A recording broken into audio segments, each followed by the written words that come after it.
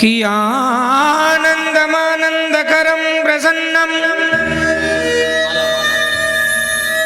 प्रेम स्वरूपं निजभावयुक्तं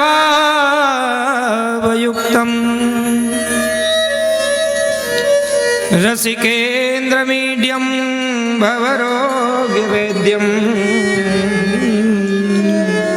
श्रीमद्गुरुं नित्यमहं नमामि।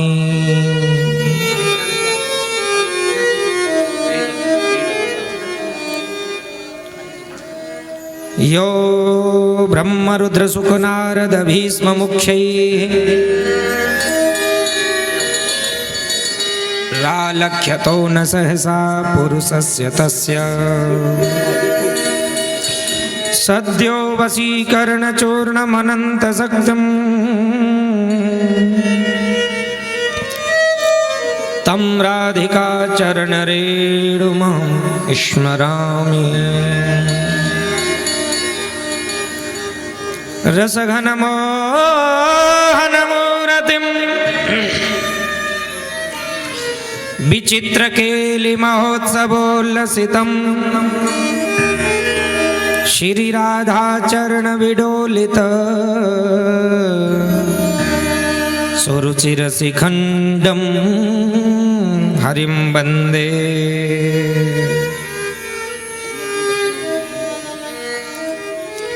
राधा करावचित पल्लव वल्लरी के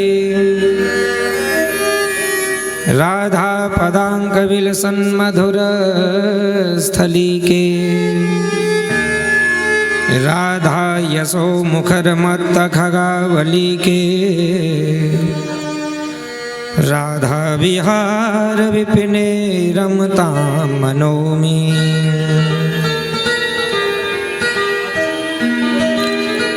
कि श्रृंगार रसमाधुर्यं सार सर्वस्व विग्रहे नमो नमो जगद्वंदे श्री वृंदावन महेश्वरी।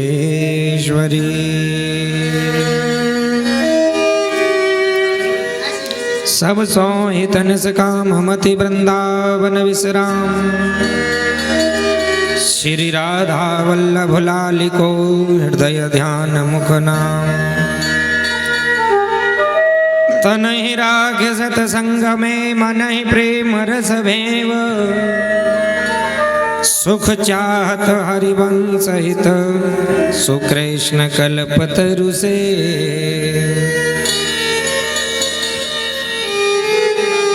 निकसि कुंज ठाड़ी भई भुजा परस्पर अंश श्री राधा वल्लभ मुख कमल निरखि नैन हरिवंश। रसनाय कटो जो अनरटो और निरखी अनभुटो नैन श्रवण फुटो जो अन सुनो बिनु राधा यसवे। राधे मेरी स्वामिनी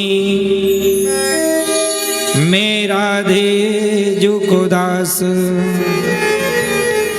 जन्म जन्म मोहि दीजियो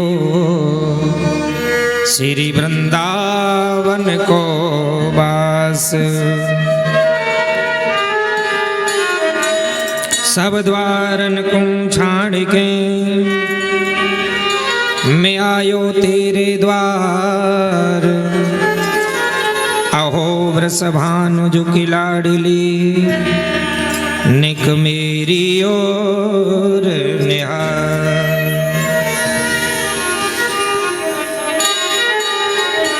भक्ति भक्त भगवंत गुरु चतुर नाम बपु एक इनके पद बंधन किए सुनासत विघ्न अनेक। जय जय राधा वल्लभ श्री हरिवंश। जय जय राधा वल्लभ श्री हरिवंश। श्री वृंदावन श्री वनचंद्र। श्री वृंदावन राधा वल्लभ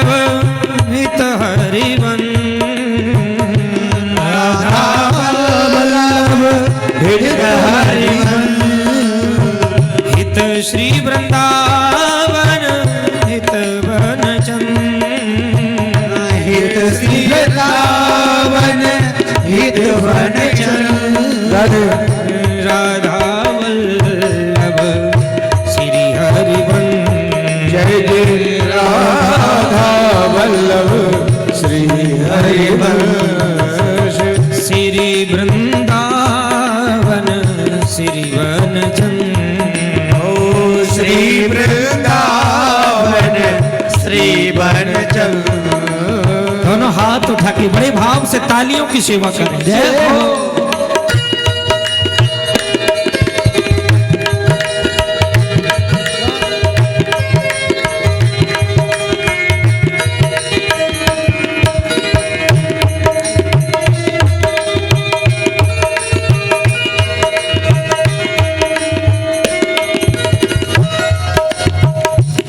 जय जय राधा वल्लभ श्री हरिवंश। जय जय राधा वल्लभ श्री हरिवंश। श्री वृंदावन श्री वनचंद्र।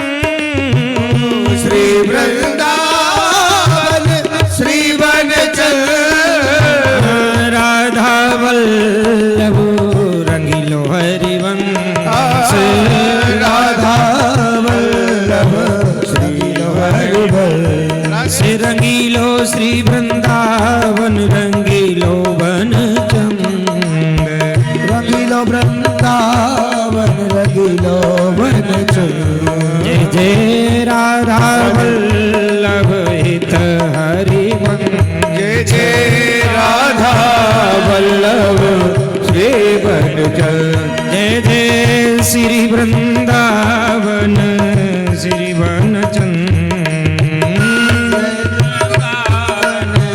श्री वनचंद्र। प्रेम से दोनों हाथ की ताली सेवा करते हुए जाओ।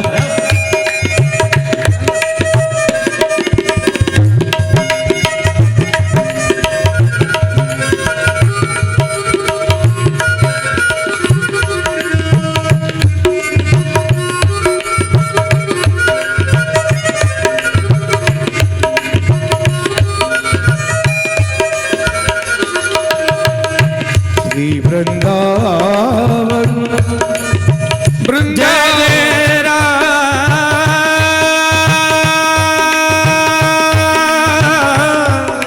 श्री राधा वल्लभ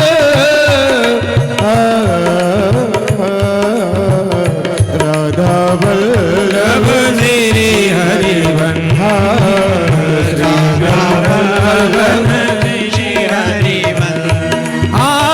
प्यारो न्यारो दुलारो हरिवंश। प्यारो दुलारो हरिवंश। प्यारो न्यारो दुलारो हरिवंश। प्यारो दुलारो हरिवंश। आजीवन हरिवंश मेरो प्रीतम हरिवंश। जीवन हरिवंश मेरो जीवन हरिवंश। मेरो प्राण हरिवंश मेरो सर्वस्व हरिवंश। मेरो प्राण हरिवंश मेरो सर्वस्व हरिवंश। मेरो प्राण हरिवंश मेरो सर्वस्व हरिवंश। मेरो प्राण हरिवंश मेरो सर्वस्व हरिवंश। मेरो जीवन हरिवंश प्राण हरिवंश। मेरो जीवन हरिवंश मेरो प्राण हरिवंश। मेरो प्राण हरिवंश मेरो जीवन हरिवंश। मेरो प्राण हरिवंश मेरो जीवन हरिवंश। मेरो प्रीतम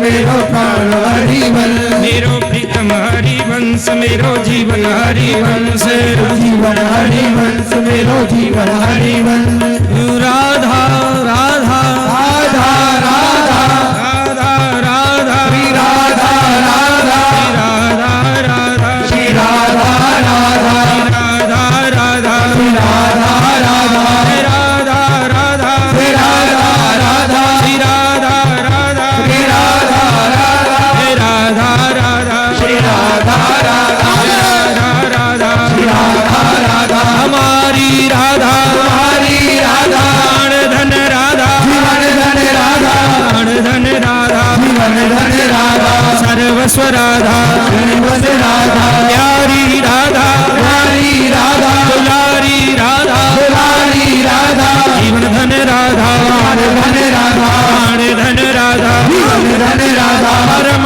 धन राधा परम धन राधा गुरु श्री राधा राधा श्री गुरु राधा श्री गुरु राधा हित गुरु राधा हित गुरु राधा राधा राधा राधा राधा राधा राधा श्री राधा राधा श्री राधा राधा श्री राधा राधा राधा राधा राधा श्री राधा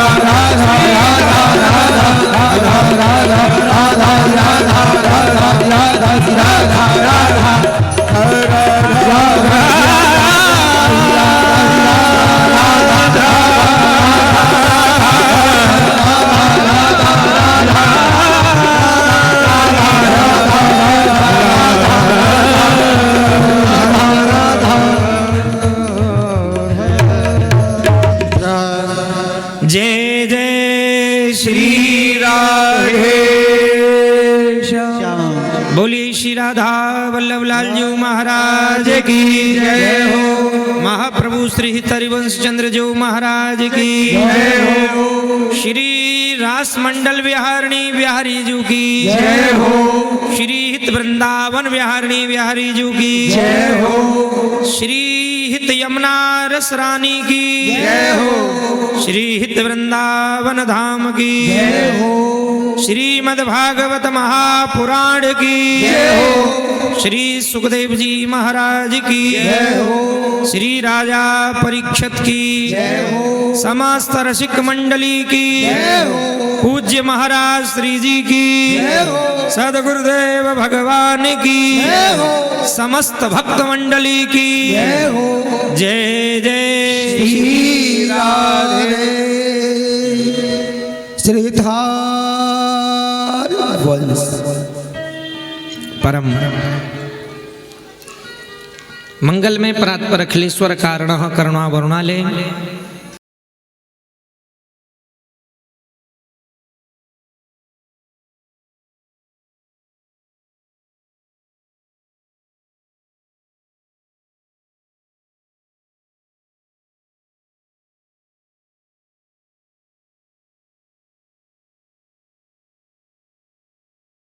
श्री हित हरिवंश चंद्र जी महाराज के परम आराध्य ठाकुर श्री हित राधा वल्लभ लाल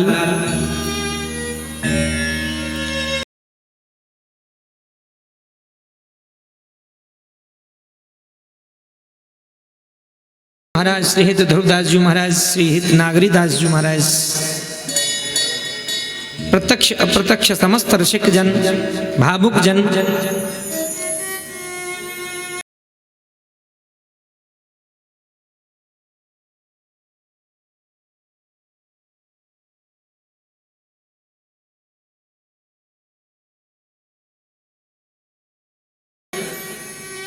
उस प्रेम प्रभु को जय जय श्री हरिवंश करते हुए आज हम इस पावन भक्ति ज्ञान वैराग्यमयी इस त्रिवेणी के पावन संगम में प्रवेश कर रहे हैं।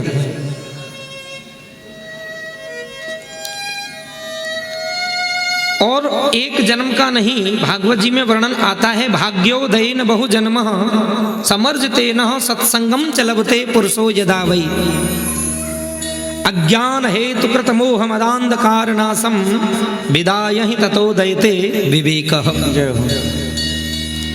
एक जन्म का नहीं, अनंत जन्मों का जब भाग्य उदय होता है तब कहीं जाकर के हमें यह कथा सुनने को प्राप्त होती है। अनंत जन्मों का भाग्य उदय होने पर जब ये कथा सुनने को मिलती है और जिनको यह कथा कराने का सौभाग्य प्राप्त हो जाए, जिनके सिर पर श्रीमद् भागवत जी विराजमान हो जाएं, उनके भाग्य की सराहना तो स्वयं सरस्वती भी नहीं कर सकती है। क्योंकि भागवत कोई कथा नहीं है, भागवत कोई पुराण नहीं है, भागवत कोई ग्रंथ नहीं है। भागवत क्या है? बोले श्रीमद् भागवताख्योयम प्रत्यक्ष कृष्ण एव ही। प्रत्यक्ष कृष्ण ही भागवत है और भागवत ही कृष्ण है। शब्दमयी मूर्ति है कृष्ण की भागवत, वांग्मय स्वरूप है श्रीमद् भागवत उस कृष्ण का। इसलिए जिनके सिर पर भागवत जी विराजमान हो जाएं, अर्थात साक्षात कृष्ण ही जिसके सिर पर विराजमान हुआ है। और मैं प्रायः इस बात को निवेदन करता हूं, कभी पैसे के बल से नहीं होती कथा, कभी बाहुबल से नहीं होती, कभी प्रतिष्ठा के पद पर बैठ करके नहीं होती ये कथा। कोई कहे कि मैं देश का राष्ट्रपति हूं, देश का प्रधानमंत्री हूं, मैं कथा कराऊंगा, नहीं करा सकता। कोई कहे कि मैं देश में बहुत बड़ा उद्योगपति हूं, मैं कथा कराऊं, नहीं करा सकता। क्योंकि कथा बाहुबल से नहीं होती, धन के बल से नहीं होती, पद के बल से नहीं होती। यह कथा तो कृपा के बल से होती है, कृपा के बल से होती है। जब हमारे जीवन में हमारे सत्कर्म उदय होते हैं, हमारे पुण्य उदय होते हैं, गुरुजनों की ध्यान देना, हित कृपा, गुरु कृपा, जन कृपा, भक्त कृपा, संत कृपा और कुछ अपनी भी कृपा, जब सभी कृपाएं एकत्रित हो जाती हैं, तब कहीं जाकर के ऐसा शुभ अवसर प्राप्त होता है। और उसमें भी एक विशेष बात, और ये जो मैं बात बता रहा हूं, ये तो अपने घर में कथा कराने की बात बता रहा हूं।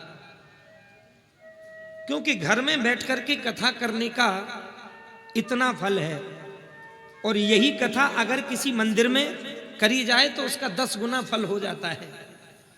और वही कथा किसी तीर्थ में जाकर के करी जाए, किसी गंगा यमुना नदी के किनारे करी जाए तो 100 गुना फल हो जाता है। और यही कथा वृंदावन में करी जाए तो 1000 गुना फल हो जाता है। और यही कथा अगर श्रीहित रास मंडल में करी जाए तो असंख्य गुना, अनंत गुना फल प्राप्त हो जाता है। जय हो श्री राधे राधे। क्योंकि ये वो भूमि है, हम लोग कहां बैठे हैं, हम लोग ये जो दिखाई दे रहा है, ये बिल्डिंग, ये टैल लगी हुई है, ये सब नहीं, हम साक्षात श्री जी की गोद में बैठे हैं। क्योंकि चतुरासी जी में स्वयं वर्णन करते हैं महाप्रभु जी, श्याम संग राधिका रास मंडल बनी।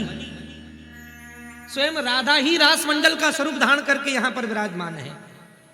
ऐसा नहीं कि राधा रानी वही मंदिर में बैठे, नहीं, ये जितना भी पसारा है ये सब राधा रानी का ही है, और हम उसकी गोद में बैठ करके कथा कर रहे हैं। और उसमें भी पूज्य महाराज श्री जी के पावन सानिध्य में। क्योंकि पूज्य महाराज श्री जी कोई, भले ही हम उन्हें नहीं पहचान पा रहे हों, हमारा दृष्टिगोचर वो नहीं हो रहे हों, लेकिन वह कोई साधारण संत नहीं, कोई साधारण रसिक नहीं है। और यह कहा जाए तो बिल्कुल गलत भी नहीं हो सकता, क्योंकि पूज्य महाराज श्री जी चलती फिरती श्री जी ही हैं। हम जैसे कितने दिनों पर कृपा करते हैं,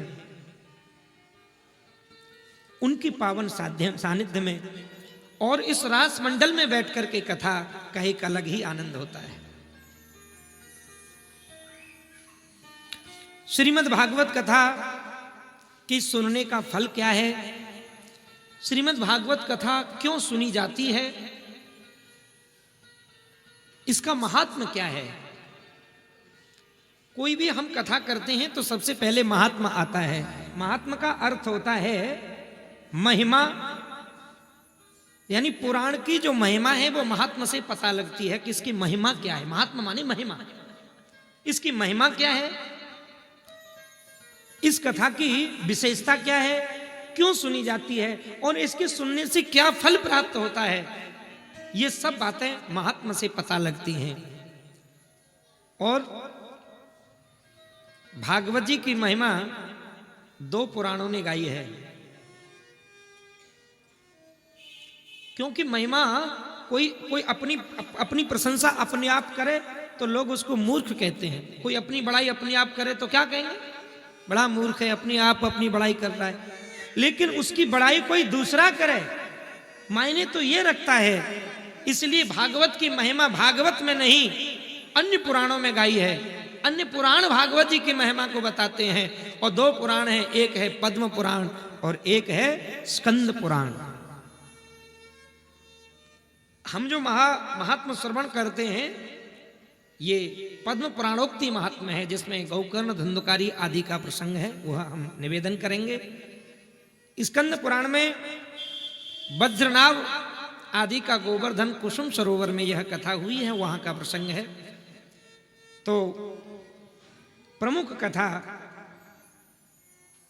में हम प्रवेश करें उससे पहले एक श्लोक में मंगलाचरण किया है वेद व्यास जी ने। क्योंकि कोई भी कार्य करते हैं तो सबसे पहले मंगलाचरण तो करना ही पड़ता है। तो मंगलाचरण किया है। एक श्लोक में भागवत जी का मंगलाचरण है, दूसरे श्लोक में सुखदेव जी और वेद व्यास जी का मंगलाचरण है। हम उन दोनों श्लोकों को श्रवण करें कि सच्चिदानंद रूपाय और विश्वोत्पत्त्यादि हेतवे तापत्रय विनाशाय श्री कृष्णाय वयं नमः।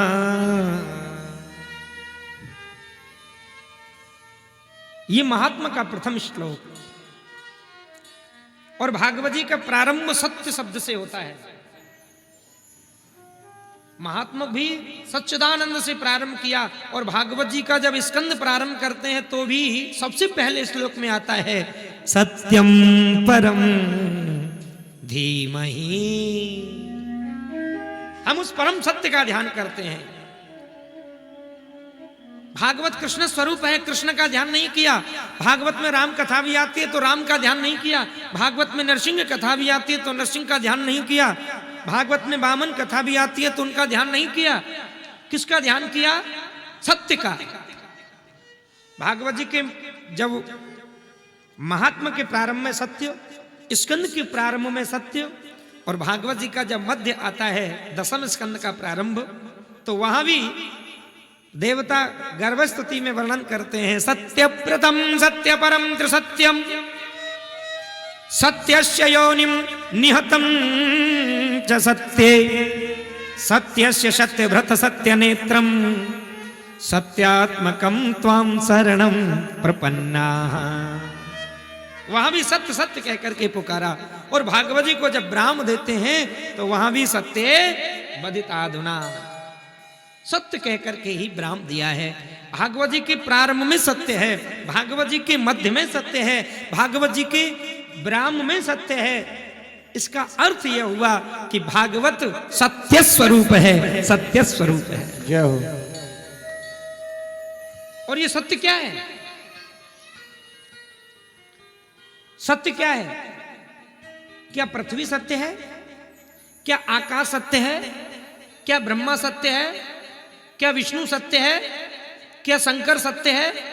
क्या इंद्र सत्य है? क्या सूर्य सत्य है? क्या चंद्र सत्य है? सत्य क्या है? और इस सत्य को श्री तो ध्रुवदास जी महाराज वर्णन कर रहे हैं। सत्य क्या है?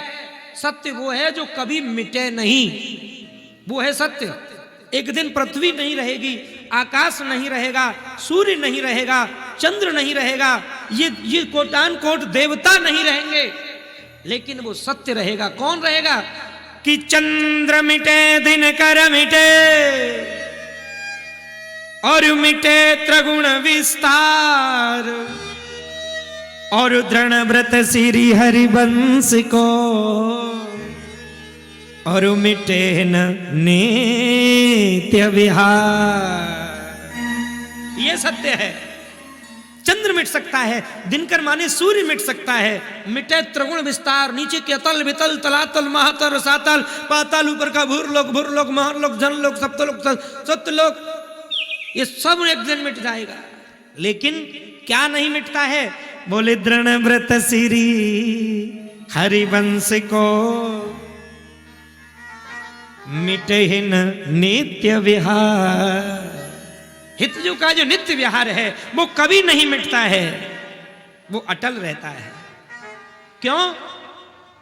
कि राधा माधव के मंदिर में और महाप्रलय नहीं जात। महाप्रलय का सब जगह प्रवेश है, कोटान कोट लोकों में प्रवेश कर जाती है महाप्रलय, लेकिन राधा माधव के मंदिर में नहीं जाती। और राधा माधव का मंदिर क्या है? राधा माधव का मंदिर, यह वृंदावन ही राधा माधव का मंदिर है। वृंदावन ही राधा माधव का मंदिर है। यहां पर नित्य लीला करते हैं। और इसी बात को वृंदावन सतलीला में श्री हित ध्रुवदास जी महाराज वर्णन करते हैं। न्यारो 14 लोक ते, 14 लोकों में इसकी गणना नहीं है। वृंदावन ये 14 लोकों से अलग है कि न्यारो 14 लोक से और वृंदावन निज भवन। निज भवन माने भवन, वृंदावन निज भवन। और तहां न कबहू लगत है महाप्रलय की पौं। जहां कभी महाप्रलय की तो चलती क्या है? महाप्रलय की पवन का भी प्रवेश नहीं है, महाप्रलय की हवा का भी वहां प्रवेश नहीं है। जोर से बोलना पड़ेगा राधे राधे, थोड़ा और जोर से बोलो। इसलिए वह सत्य है। और हम कितने बड़े भाग्यशाली हैं जो हमें मनुष्य शरीर मिला, वृंदावन मिला, महाराज जी जैसे ऋषिकों का संग मिला। और चाहिए क्या?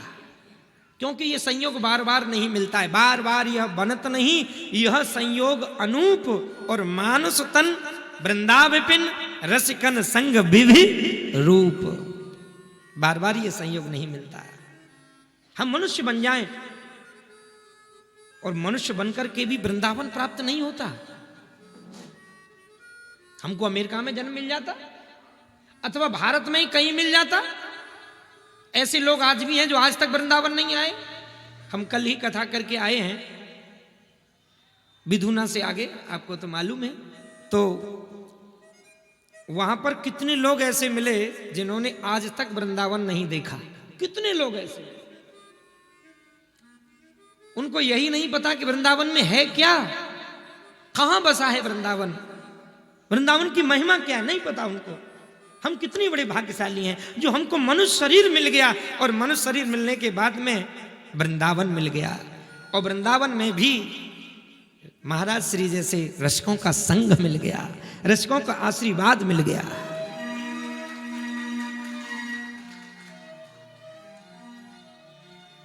इसलिए भागवत जी का प्रारंभ भी सत्य से होता है। यानी भागवत जिस सत्य का स्वरूप है, हम उस सत्य के उपासक हैं। हम ब्रज रजो उपासक हैं, हम हितोपासक हैं। सच्चिदानंद, सत्य, चित और आनंद तीनों को मिलाकर के बनता है सच्चिदानंद। लेकिन सच्चिदानंद को यहां भी हमारी वाणियों में भी सच्चिदानंद का वर्णन है। सत्य तो बताया, अब चित। चित क्या है? चित माने होता है प्रकाश, चित माने होता है दीपक। और हमारा हेतु ही चित है। और इस बात की पुष्टि करते हैं कि जग उद्दित व्यास कुल दीपक। व्यास नंदन हितजू कौन है? बोले कुल दीपक। प्रगटित प्रेम प्रकाशम सकल जंतु शिशरी कृत चित्तम। ये कोई साधारण प्रकाश देने वाले नहीं है। सूर्य तो साधारण प्रकाश देता है, लेकिन हितजू सारे संसार को प्रेम का प्रकाश देने वाले हैं, हित का प्रकाश देने वाले हैं। उनसे बड़ा प्रकाश स्वरूप कौन हो सकता है? इसलिए वो है चित्त। और तीसरा है आनंद, और आनंद भी उसी के लिए कहा है, अनभय आनंद कंद सुखमय आनंद राशि। जो अनभय आनंद का कंद है, सुखमय है, आनंद की राशि है, उसका एक नाम है हित स्वरूप। प्रेम का स्वरूप है वो। और सही मायने में हमारे हितजू के बगैर भागवत कथा हो ही नहीं सकती। संपूर्ण कथा में हितजू छिपे हुए हैं। और एक बात और निवेदन करूं, बगैर हित के भी कोई कार्य नहीं हो सकता। संपूर्ण भागवत में हित समाया हुआ है, लेकिन संपूर्ण भागवत में ही नहीं, संपूर्ण विश्व में ही नहीं, त्रिलोकों में हित समाया हुआ है। कैसे? बोले हम लोग यहां बैठे हैं तो किससे बैठे हैं? हित से। प्रेम है, हित माने होता है प्रेम। हम लोग यहां बैठे हैं तो प्रेम है, तभी तो बैठे। बहुत लोग यहां होके निकल के जा रहे हैं, कोई नहीं आ रहा यहां। कोई दर्शन करने आएगा भी तो मत्था टेक के चला जाएगा, नहीं बैठेगा वो, क्योंकि प्रेम नहीं है, भाव नहीं है। हम लोग यहां बैठे हैं तो किससे? प्रेम से। हम लोग इतनी दूर से कथा सुनने आए हैं, किस लिए? प्रेम से। हम इतनी दूर से कथा कराने आए हैं, किस लिए? प्रेम से।